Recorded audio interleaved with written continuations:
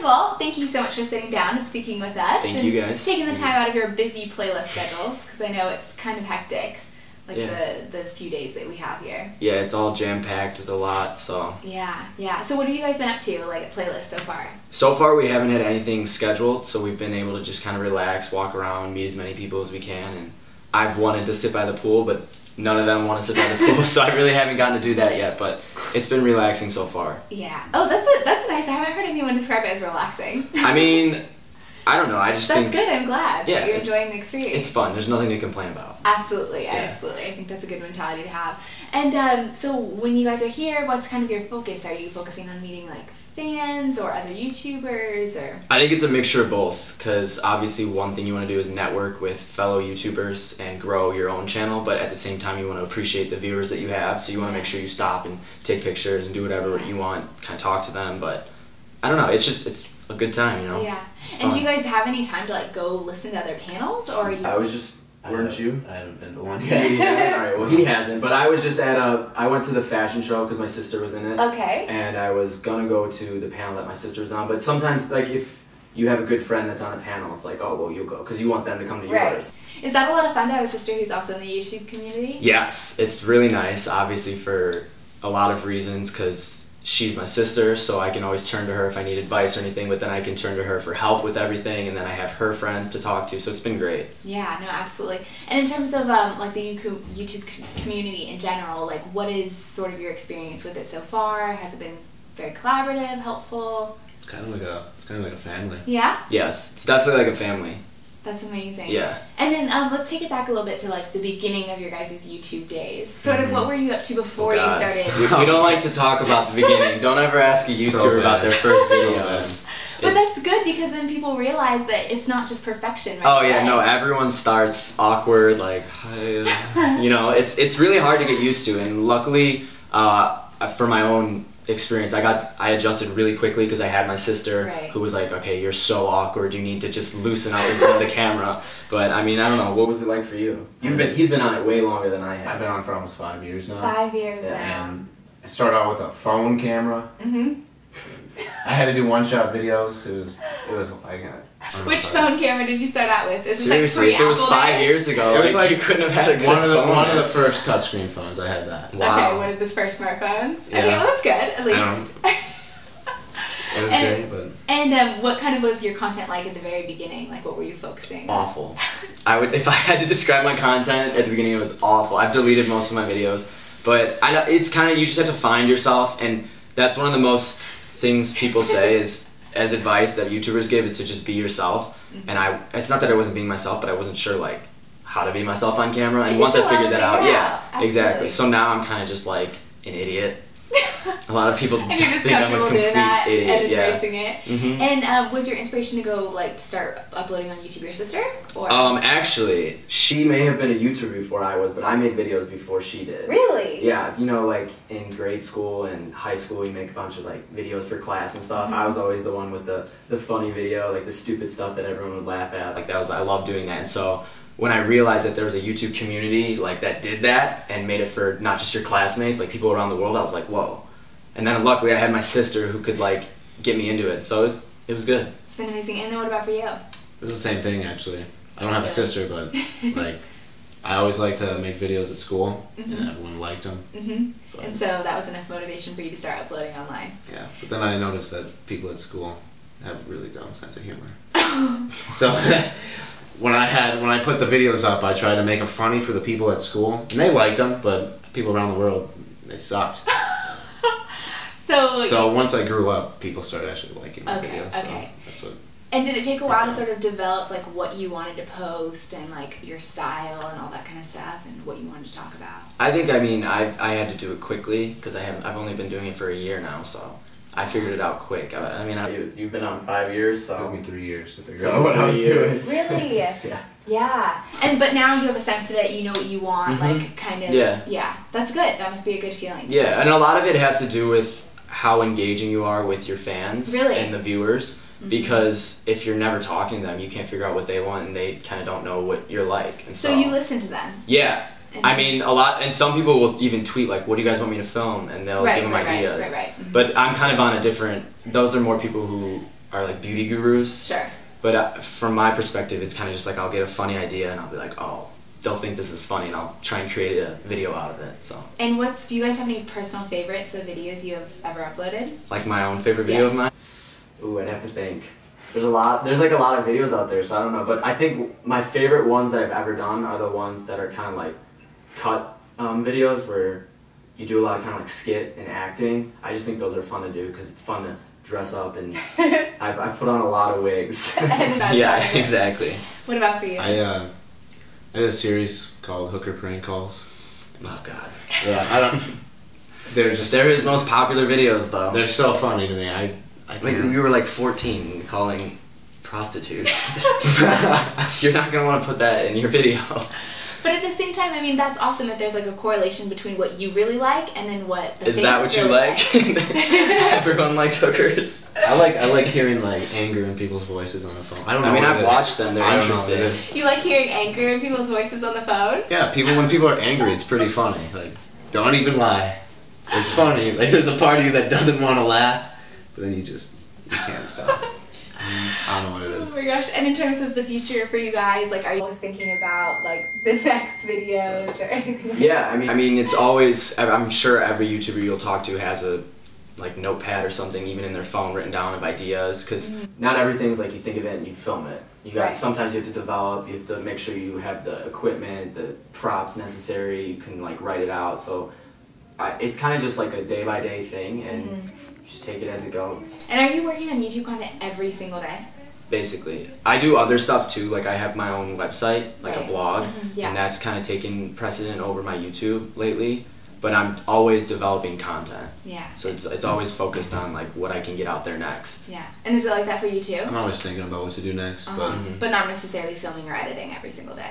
No. Okay. As long as, if you don't have anything to, I mean, filming takes a long time. Yeah. I'm sure you guys know. Yeah. Like even just the stupid 3-minute videos we post, we film for like 30 minutes and then we gotta import the footage and then we gotta edit it and then export it. So it's a process, but it's fun. I don't think people realize until they actually try and film something themselves that like every little shot, like you have to set it up, you know? You have to make sure it looks good and light it and take a few takes. And especially people like us, like we don't have a camera crew or anything, like we have a tripod and it's like, okay, set the tripod here, film this part, okay, set the tripod here, film this part. And do everything. So it takes a long time, a lot of like man work. And then you have to be motivated to edit after you've like gone through that whole process of filming. Yeah, really hard for me it's like I can't film and then edit like 2 days later. I have to film and then I like export the footage and then I have to edit it. Really? That's the way you handle that? Because I'm like kind of like I have like an obsessive personality, so when I get the idea and I film it, I'm like, okay, I gotta finish this, and if I start editing I can't stop. That's great. So yeah, I do a lot of like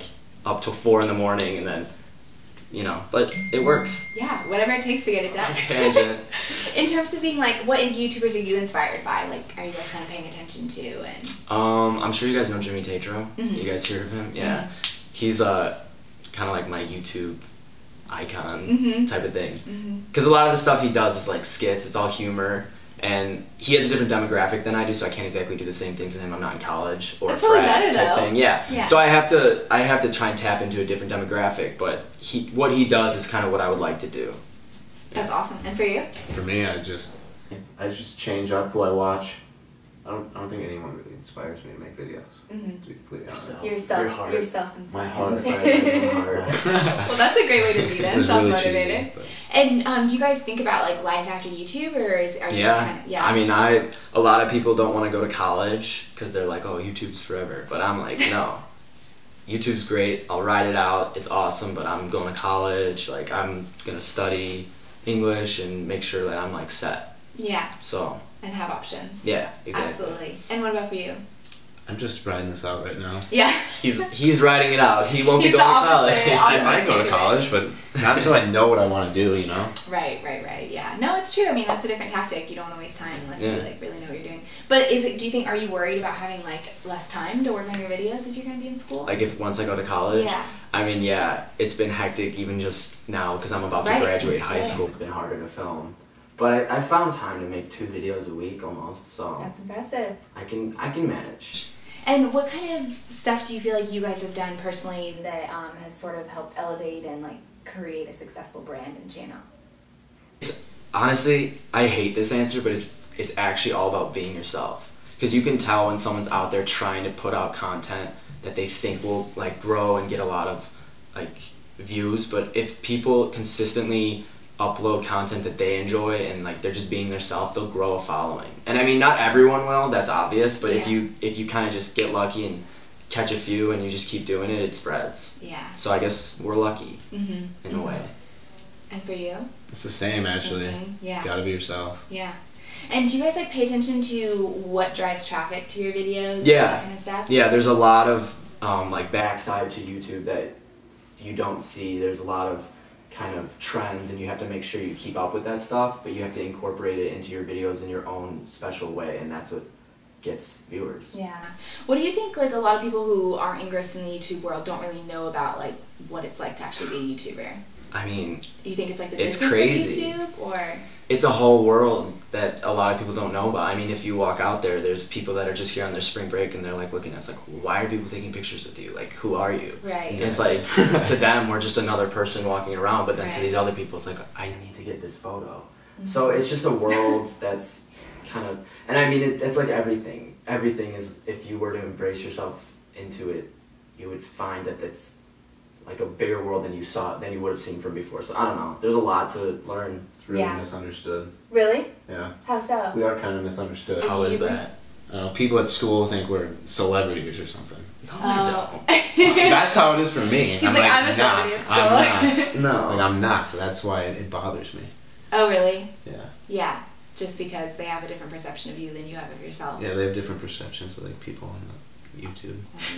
But I mean, it's been like that since like the beginning of time. People are always like obsessed with seeing people that are like them make it. Yeah. You know, that's what I like shows like American Idol and Star Search from the beginning, and all those types of things are so popular is because they like to see themselves and think maybe they can make it too, like you guys. So yeah, that's why you have to be relatable on a personal level. Absolutely. It all makes sense when you like break it down. It does. There's a formula. Don't tell anyone though. Absolutely. And are you guys thinking of going to like VidCon this year? And oh, absolutely. These are the most fun things because this is where you get to see kind of the result of the hard work you put in. So. And are you guys speaking on any panels? Yeah, we actually we're in a channel together. Right. We have our own main channels, but then we have like a collaborative channel. Right. And you interviewed Justin, yes, right? Yes, we did. So yes, he's also part of that, and we have. Is it a meet and greet or is it a signing? We're doing a signing. Some sort of panel, but yeah. So we'll have a panel and people can come meet us and stuff. Yeah. And so talk to us a little bit about like the process of collaborating kind of on a channel and what that's like to work with other people. It's difficult. It's definitely a lot harder than we had expected in the beginning because you don't realize that not only are you getting 6 different like 16, 17, 18-year-old guys together. Right. We're all trying to do our own thing, and then we gotta like make sure we're doing this collab channel together. And so we've had a lot of times where we're way out of like no organization. We sat down recently and we got it all organized. So I think we are getting better, but it's definitely a process to get adjusted to. Because you guys are spread out, you're not all. Yeah, and so we're all from different places, and so we have to only communicate via like Skype or text messaging, and sometimes some people aren't messaging back, and we're like, where is this person?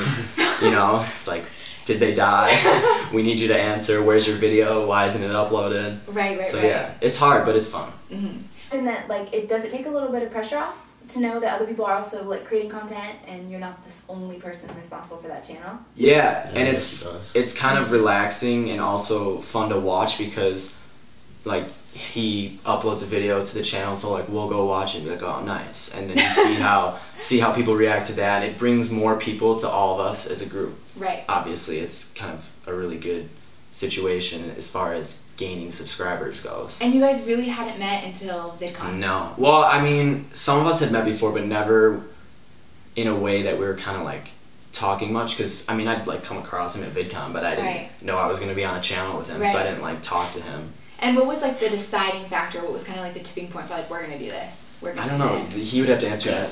Our friend Justin, he wanted to make a collab channel for whatever reason. I don't know what it was. But he got in contact with me and my friend Zach, and we started it. And then we got another guy named Chris, and then we got Hudson, and then we got Jake. I thought I was last. You were last. I was last. No, I was. I forgot Jake for a second, so I yeah. said his name last. They asked me to join it at like the end. Okay, like, we had I was like, yeah, why not? Let's do it. It's been great so far too. That's amazing. That's impressive. But is it a lot to keep up with, like your own personal one and collab? Or? Yeah. Yeah, I can imagine. It's definitely kind of been hard to adjust to. Yeah, I bet. But it's worth it. I bet.